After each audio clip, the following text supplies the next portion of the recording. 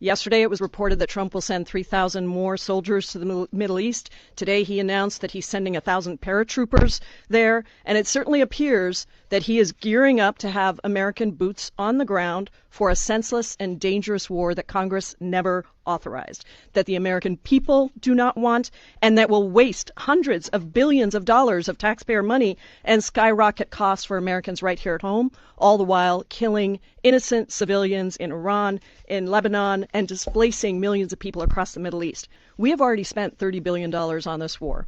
That's enough to end homelessness in America, or to provide free school lunches to all American children. And Trump is asking for another $200 billion. There are so many things that can go towards, including, by the way, we could cancel all medical debt for 100 million Americans in the United States with that $200 billion. We could provide free school lunches for all kids in America for almost 2 decades. There are real needs right here at home. But Trump is recklessly taking us to war, risking the lives of our troops, choking off the world's energy supply, and killing civilians in poorly planned, targeted attacks.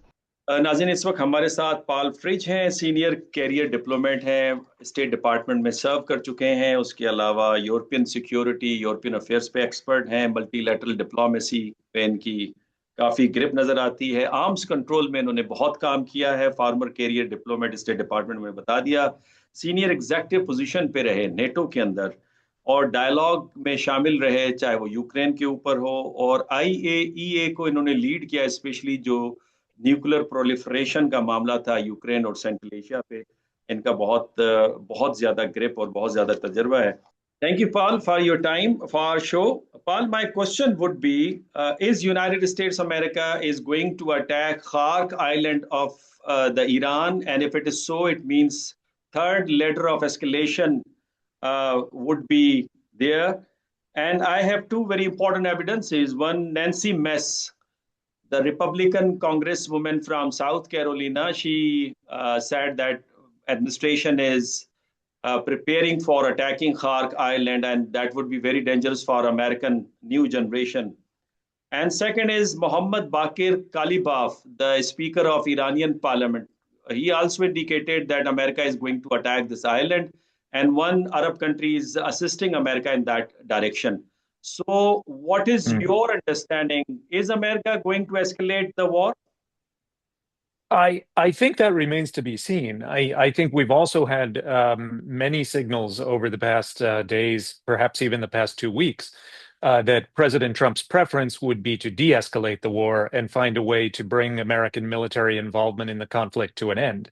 Now, of course, we do have 3 specific units, 2 Marine Expeditionary Forces and the Immediate Response Force of the 82nd Airborne, that are currently en route to the Persian Gulf region. And there's been widespread speculation in the media, as well as the comments from Ms. Mace following the congressional briefing, that the purpose of this deployment would be to occupy Kharg Island.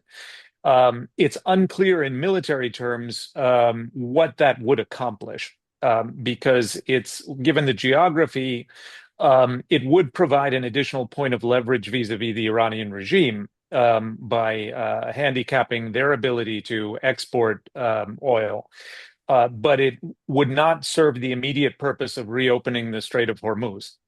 So again, even if it were accomplished as a military objective, it would still be mainly useful as a point of leverage in negotiations.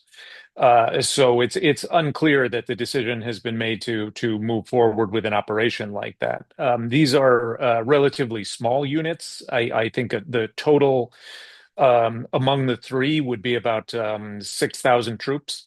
There have been no large-scale mobilizations that would suggest that an actual occupation force is ready to deploy behind them.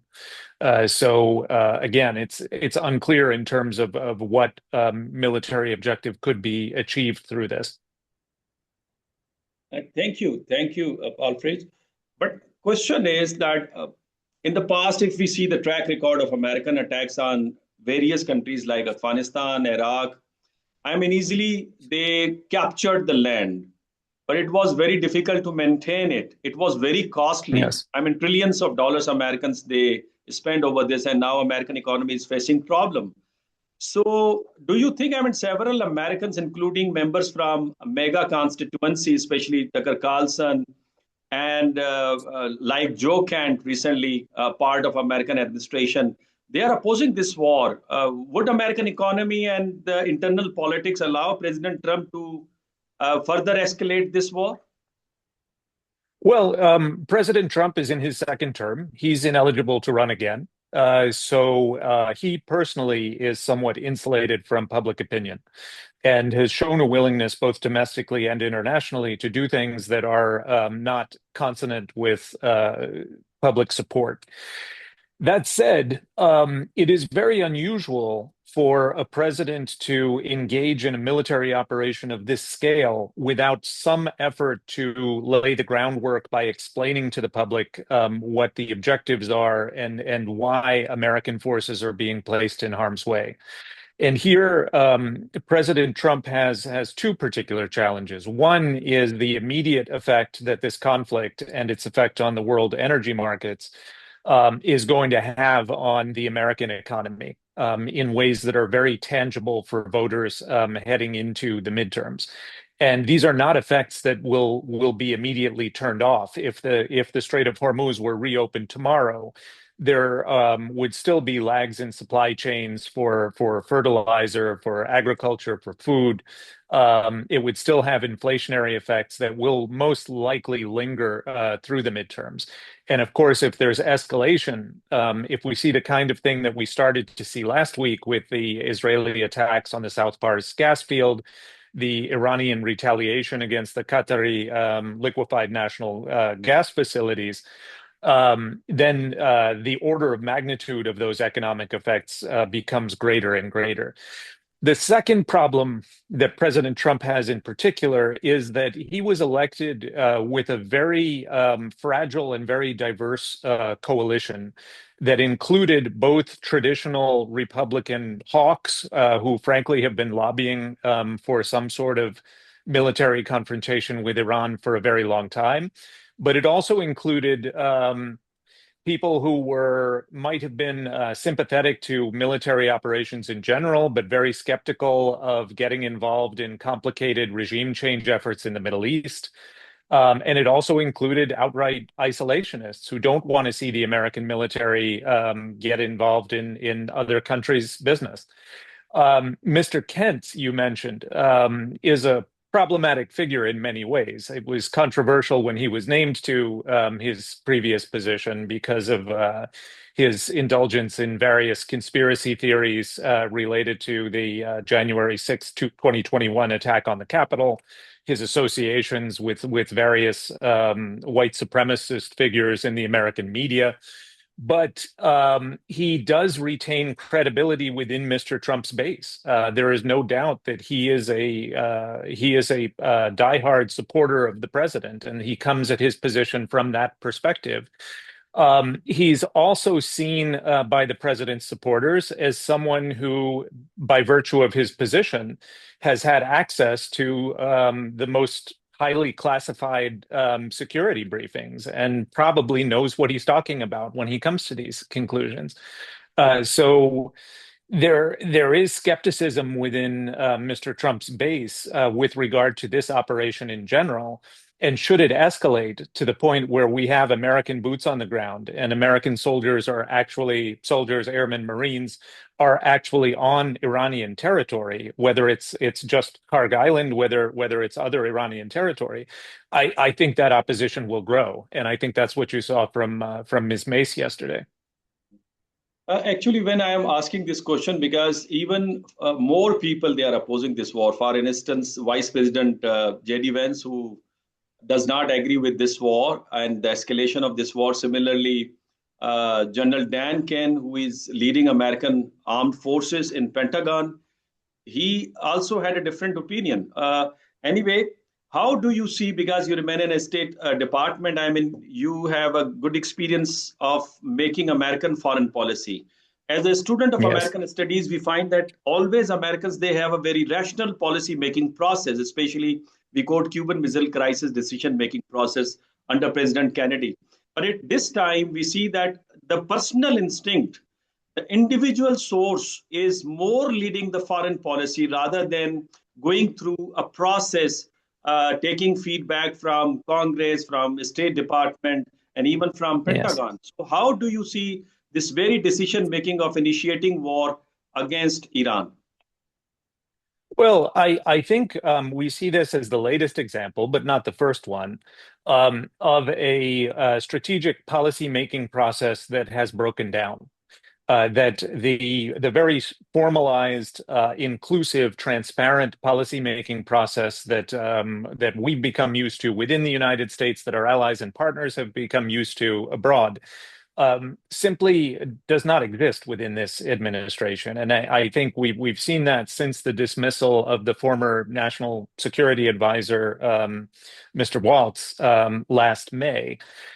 We see it in the way that the Trump administration's national security strategy was produced in December 2025. And I say this as someone who was personally involved in the production of the 2022 version of the national security strategy. This is normally a process that is very inclusive, that includes diplomats, that includes representatives of all foreign affairs agencies, that takes into account intelligence information. And that process is an opportunity for a new administration to test its priorities against real world assumptions, and that's just not happening. We don't see policymaking as an integrated interagency process that tries to integrate all tools of national power. So we saw a number of things that one would have expected in preparation for this conflict, whether it was seeking an authorization from Congress, whether it was a speech to the American people explaining what the objectives were, whether it was simple steps to evacuate American civilians from areas that we could have foreseen were going to be vulnerable to Iranian retaliation. Whether it was consultation with allies in the region or allies at NATO, that these steps were simply skipped. And supporters of the president would say that this is a streamlined decision-making process that allows for more quicker, more decisive action.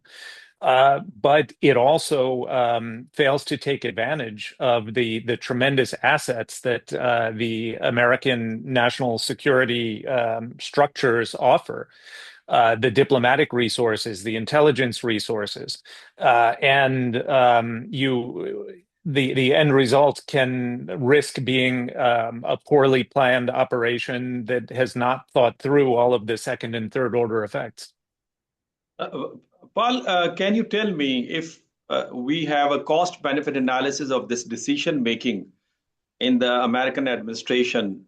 They left diplomacy as an instrument on which Iranians, they have a very serious reservation in Pakistan, Turkey, and Egypt, though they are putting their best effort to bridge the gap between US and Iran. But I mean, it is very difficult to give them confidence because 2 to 3 times they were ditched, they were deceived. So if you have a cost benefit analysis, how do you see that why President Trump took this option, a military instrument, which is very costly in terms of politics, in terms of economy, in terms of US power, reputation in the world, and left this diplomacy, which was actually working, and Iranians were ready to fulfill the demands of President Trump? Yeah, I think I would agree with your analysis. I think that the decision was not fully thought through. If we look at the diplomacy that preceded the conflict, yes, it was making progress. Yes, the Iranians had put a position on the table with regard to their nuclear program that was a clear step forward from where they had been previously. But even there, when you look at who was leading the diplomacy from the US side, we have tremendous resources in the Department of State, in the Department of Energy. We have nuclear physicists. We have people who have been involved in this process in the 12 years that it took to produce the JCPOA, the previous nuclear agreement with Iran. And none of those people were directly involved and instead you had the president's personal friend and the president's son-in-law leading this process. And they had actually scheduled a follow-on meeting of experts in Vienna that was to have taken place on the Monday following their Thursday session in Geneva. And then on Saturday morning, we were already at war.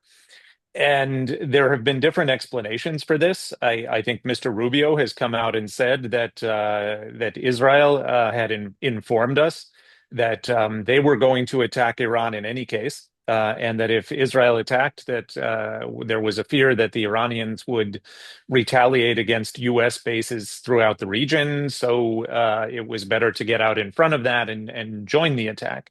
That for many Americans, and in particular for many members of Mr. Trump's base who call themselves America First, that's a rather unsatisfying explanation, and I think it's problematic. For the first week of the conflict, you had the leadership of the administration seeming to offer a different justification for the war every day. The president's initial speech on the night of the 28th of February was very ambitious and far-reaching.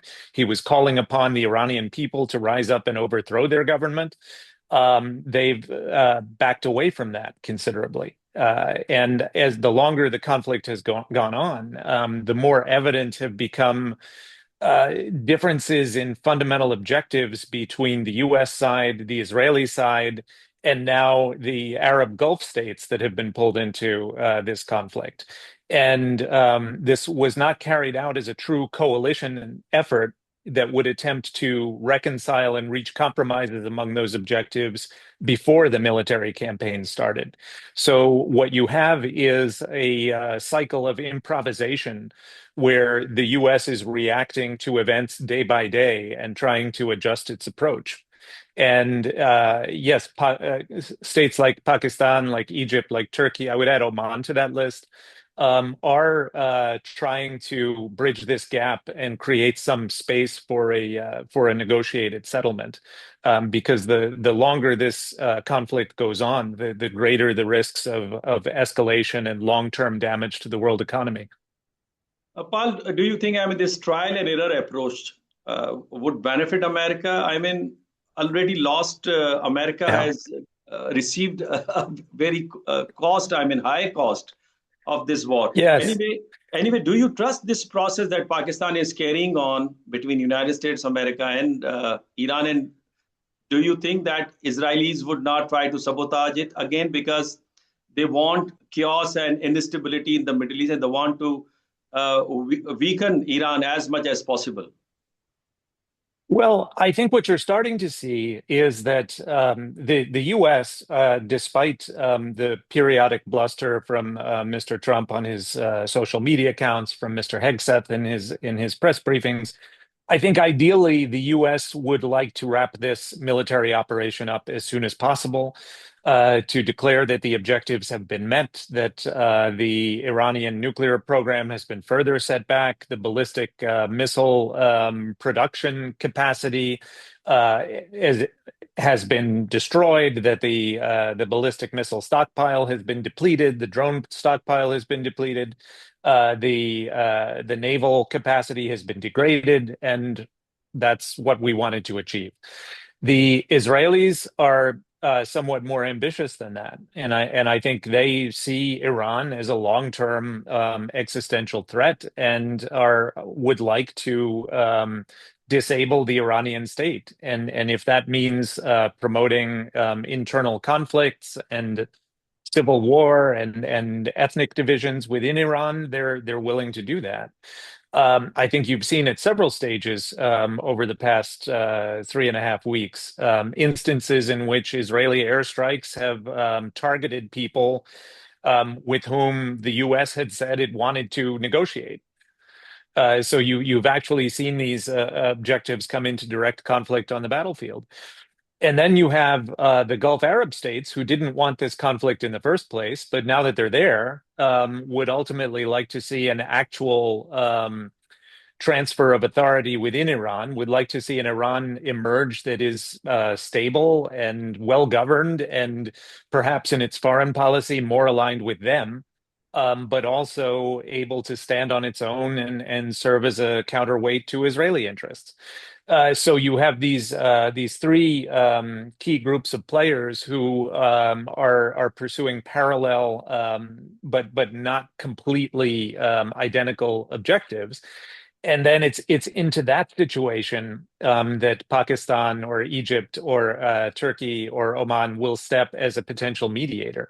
So it's become a very complicated conflict to resolve, and I think I respect the good efforts of anyone who is willing to step in and try to bridge those differences, but I think it becomes more difficult day by day.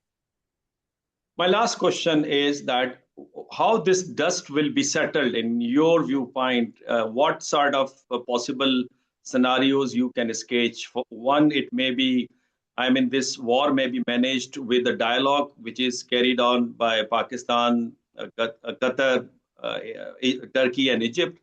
The scenario second may be this war may be escalated further, and America further may be bleeded. And the third may be America may have a tactical retreat or unconditional retreat to save its energy further. Yes, I think all three of those scenarios are possible. I think what the U.S. would prefer would be for this conflict to remain contained. I honestly don't think that when Mr. Trump authorized these airstrikes, I don't think that he expected them to be going on this long. And I think he went into this conflict very convinced of his own ability to shape events following his perceived success in Venezuela in January.